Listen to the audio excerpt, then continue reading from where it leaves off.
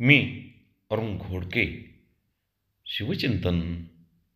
शिवरायांचे राज्य हे तत्कालीन राजे राजवाड्यांच्या प्रमाणे लष्करी स्वरूपाचे नव्हते किंवा प्रजेवरती अत्याचार करून त्यांनी राज्य केले नाही. शिवरायांच्या राज्याचे स्वरूप हे लोककल्याणकारी होते. एक प्रकारे ही लोककल्याणकारी हुकुमशाहीच होती. म्हणजे शिवाजी महाराज हुकुमशाह जरूर होते, परंतु त्यांनी आपली सत्ता लोकांच्या कल्याणाकरिता वापरली. राज्याचा मालक खऱ्या अर्थाने शेतकरी असावा, अशी शिवरायांची भावना होती. या शेतकऱ्यांना दिलासा देण्यासाठी शिवाजी महाराज सातत्याने कष्ट करीत होते.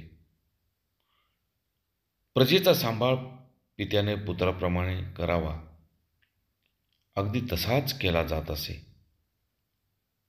वरिष्ठ वर्गाने कनिष्ठ वर्गावरती अत्याचार करू नयेत म्हणून शिवराय सातत्याने काळजी घेत होते. स्वराज्यामध्ये गुन्हेगारांना कडक शासन केले जात असे.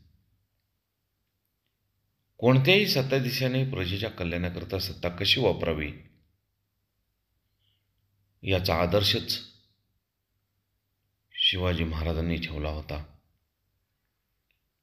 बहुत काय बोलणे. राम, कृष्ण, हरी